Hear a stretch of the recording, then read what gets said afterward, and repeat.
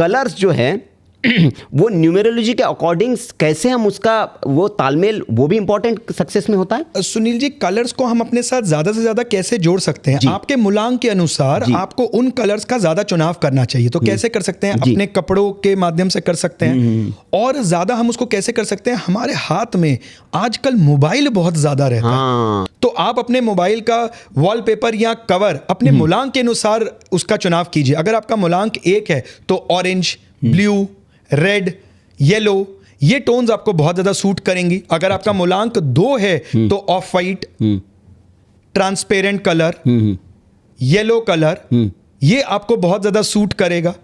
अगर आपका मूलांक 3 है तो golden colour, yellow colour, red colour, ये आपको बहुत ज्यादा सूट करेगा। अगर आपका मूलांक 4 है तो आप jazzy colour, multi colour, glamorous अपना बैक कवर, मोबाइल का कवर लगाइए। अगर आपका मूलांक 5 है तो ग्रीन की सारी टोन्स, और इन जनरल में इनके लिए कोई प्रोहिबिशन नहीं है, ये ब्लैक को भी यूज कर सकते हैं, ये कैसा भी अपना कवर लगाएं, इनके लिए अच्छा रहता है। अगर आपका मूलांक 6 है तो आप पिंक की टोन्स, सिल्वर की टोन्स, प्योर व्हाइट की टोन्स। अगर आपका मूलांक 7 है तो आप ग्रे कलर, ऑरेंज कलर, इसका ज्यादा से ज्यादा इस्तेमाल करें। अगर आपका मूलांक 8 है तो आप transparent, white, pink, green, yellow, इसका चुनाव करें। और अगर आपका मूलांक 9 है तो आप रेड, मैरून, ऑरेंज, ब्लू की टोन्स यूज करें।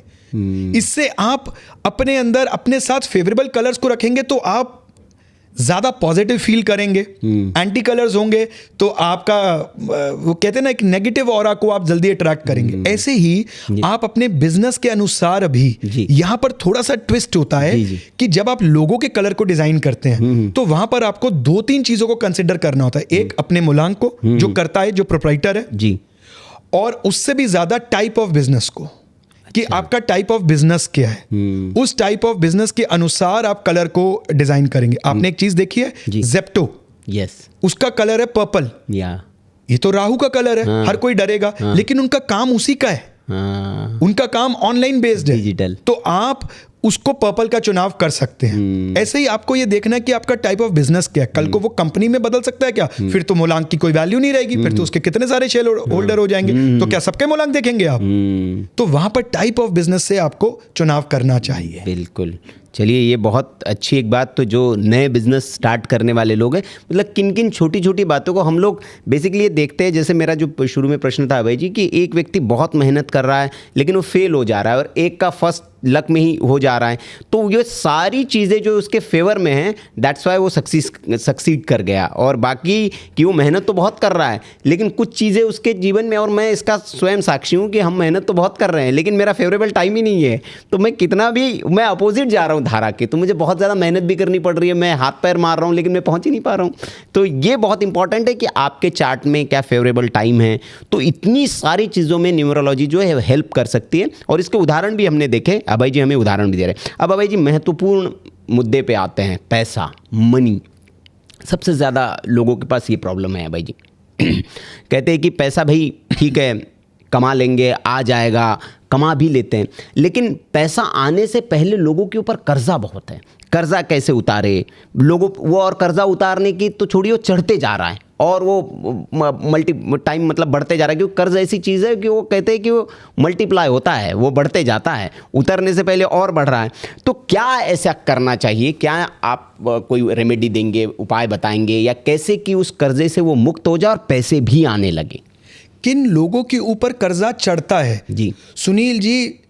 हर समय बहाना, कोई ना कोई बहाना लेके दूसरों से हमेशा पैसे मांगते रहना, अपने पर्स के अंदर फटे पुराने नोट या अपने एंसेस्टर्स की वॉलेट के अंदर फोटो रखना, पैसा आने के बावजूद भी उतारना नहीं, नियत ही नहीं है ना देने की, या अपनी सैलरीज जो एम्प्लॉइज हैं उनको डिले दे देना, इतनी कौन सी जल्दी है, दे देंगे। घर के अंदर टूटा फूटा सामान रखना, फर्नीचर खराब हो गया लेकिन देने की हिम्मत ही नहीं है, अन्न का अनादर करना, वेस्टेज ऑफ फूड। जब तक ये आदतें छूटेंगी नहीं, आप कर्ज मुक्त हो ही नहीं सकते हैं। आप ना उल्टा मैनिफेस्ट करना शुरू कीजिए। आप सोचें कि यार जब आपको सैलरी लेट मिलती है तो कैसा महसूस होता है, इसलिए मैं समय सिर दूं, मैं अफोर्ड कर सकता हूं। 10,000 रुपए कोई बहुत बड़ी बात नहीं है, तो मैं अपने एम्प्लॉय को 10,000 दे दूं, मेरी सैलरी भले 9 तारीख को आ जाए। आपके पास अगर पैसे हैं तो आप उसको तुरंत उतारिए, अपनी नीयत को अच्छा रखिए, और अगर आपके पास जरूरत नहीं है तो जबरदस्ती रोइए मत। आप ये नेचर के अंदर परिवर्तन कीजिए और हमेशा उल्टा मैनिफेस्ट कीजिए, भगवान मुझे बहुत दे रहे, मैं बहुत खुश हूं। जितना ऐसे करेंगे ना, आप सक्षम होने स्टार्ट हो जाए। ठीक है, अब मैं यहाँ पर मेरा एक प्रश्न आया भाई जी कि जैसे आपने कहा कि जागृत करना है, उसको जगाना है। अब मेरा लॉटरी नंबर तो एक निकल गया, लेकिन जो उसका सोल नंबर है, अब होता यहीं पे आपकी जो नेम न्यूमरोलॉजी है वो आ जाती है। अगर मुझे उसका फेवरेबल नंबर चाहिए, उसको जागृत करने वाला, तो मैं अपना नाम चेंज कर लूँ और उसमें कुछ नए 1-2 लेटर्स ऐड ऑन कर दूँ तो? करेक्ट। उसमें आपको वॉवल्स ही ऐड ऑन करने पड़ेंगे। अच्छा, क्योंकि आप लक नंबर तो बदल नहीं सकते, बिल्कुल, वो तो कुदरत ने आपको दिया, वो तो प्रारब्ध है जी। तो अब आपको सोल नंबर के अंदर बदलाव करना पड़ेगा। लेकिन यहाँ पर एक चीज का ध्यान देना होता है कि आप उसके बदलाव के अंदर अपने नाम को कोई ज्यादा ना बिगाड़ ले, इस चीज का ध्यान रखना है। और मैं आपको एक चीज बताता हूँ सुनील जी, बहुत ज्यादा मार्केट में चल रही है, इसलिए मैं कहता हूँ अपने सारे ज्ञान को शून्य कर दीजिएगा। बहुत सारे लोग नाम के अंदर बड़े सारे परिवर्तन कर देते हैं, के भी डाल देते हैं, ए भी डाल देते हैं, आई भी डाल देते हैं, सरनेम को भी चेंज कर देते हैं। सरनेम को सबसे लास्ट में चेंज कीजिए, ये आपकी लीनेज होती है।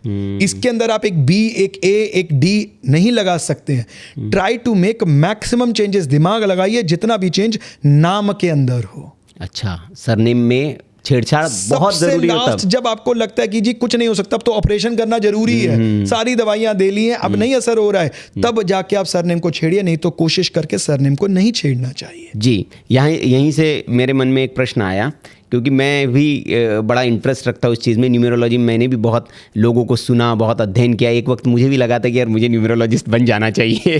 तो एक मैंने सुना कि यार बाकी सब छोड़ दो, आपने आपका नाम अगर 37 पे ले आए तो जीवन में तो ओम आ गया आपके, फिर सब बेकार है। ऐसे भी होता है कि 37 पे नाम आ गया तो सब कुछ ठीक हो जाएगा? नहीं सुनील जी, ऐसा बिल्कुल नहीं होता है। और मैं आपको जो नाम और नंबर और जो चीजें बता रहा हूं, अगर आप इन सबके टोटल करके देखेंगे पूरे नाम के, तो किसी का 4 पे आ रहा है, किसी का 8 पे आ रहा है, फिर भी देखिए कहां से कहां है। ठीक है, आप इनको पॉजिटिव नंबर में लेते हैं, 37 इज अ पॉजिटिव नंबर, आप इसको बिल्कुल लेते हैं। बट ये कह देना कि उसको आप नाम को ले गए। यहां मैं आपको यही थ्योरी समझाने की कोशिश कर रहा हूं कि बहुत सारे हमारे ऐसे न्यूमरोलॉजिस्ट हैं, हमारे दोस्त हैं, जिन्होंने अपने नाम में चेंजेस किए बट रिजल्ट नहीं मिला है, क्योंकि आप लोग ऐसे ही इतना ज्यादा इधर उधर चेंजेस में लगे हुए हो। अरे बाबा कुछ मत करो ना, कुछ मत करो, सिर्फ सोल नंबर और अपने लक नंबर को अलाइन कर लो, आपको जीवन में उतना पैसा आना शुरू हो जाएगा, आप अपने आप घूम के आ जाओगे, कोई दिक्कत नहीं है। ठीक है, अभी इससे एक मेरा प्रश्न आया भाई जी, जो आपने हमें लॉटरी नंबर निकालना सिखाया, भाग्यांक और मूलांक को माइनस कर ले आप। अब जैसा किसी का वो माइनस में आएगा तो भी उसको मतलब पूरा ही लिखना है ना हमें? उसको लिखना पूरा ही है। एक्चुअल में इसको हम कंसेप्ट बोलते हैं जी ब्रिज नंबर, ये ब्रिज होता है। जी। तो ब्रिज क्या करता है, हमें जल्दी से पहुंचाता है बिना ट्रैफिक के। आप ये बोलते हो ना, अभय जी आप नोएडा आ रहे हो, उस वाले पुल से आना, उस वाले ब्रिज से आना, आपको रश नहीं मिलेगा। तो एक्चुअल में ये ब्रिज नंबर होता है, how you can get early success. इसको लक नंबर इसलिए बोला जाता है क्योंकि आप जल्दी पहुंच रहे हो, है ना। तो यहां पर अगर वो माइनस में आता है तो आपको जीवन में सेटबैक मिलेंगे। कैसे मिलेंगे, क्या मिलेंगे, इसको हम एक अगले पॉडकास्ट में समझेंगे, क्योंकि हर एक नंबर का समझाऊंगा। लेकिन अभी के लिए माइनस प्लस को भूल जाइए, बस उसको अलाइन कीजिए। माइनस में होने का नुकसान तो मिलेगा सुनील साहब, ठीक है, एक सेटबैक तो मिलेगा। ठीक है। चलिए, अब मैं, ये तो हो गई बिजनेस वालों की बात, हमने पैसा कैसे आया इसकी भी बात कर ली। हमें नौकरी पेशा लोग भी देख रहे होंगे, और उन लोगों के, क्योंकि हर कोई बिजनेस नहीं करना चाहता सर, वो कहता है कि यार बढ़िया चल रहा है मेरा नौकरी, क्योंकि कई लोगों का नौकरी में मज़ा आता है। तो ऐसे लोगों के लिए लेकिन उनकी एक ख्वाहिश होती है कि यार प्रमोशन हो जाए, तो इसके लिए भी कुछ है। अगर रुका हुआ है, क्या कहते हैं यार मेरा बहुत दिन से रुका हुआ है, पता नहीं, तो उसके लिए क्या करें कि वो प्रमोशन जो है उसका यूं हो जाए? देखिए सुनील जी, अगर कोई बंदा जॉब के अंदर है और उसकी प्रमोशन बहुत समय से रुकी हुई है, या उसको बेहतर जॉब नहीं मिल रही है, उसकी ट्रांसफर रुकी हुई है, तो क्या करना है, एक पुरानी ताले की चाबी लेनी है। अच्छा। जिसका ताला और चाबी दोनों मौजूद हो।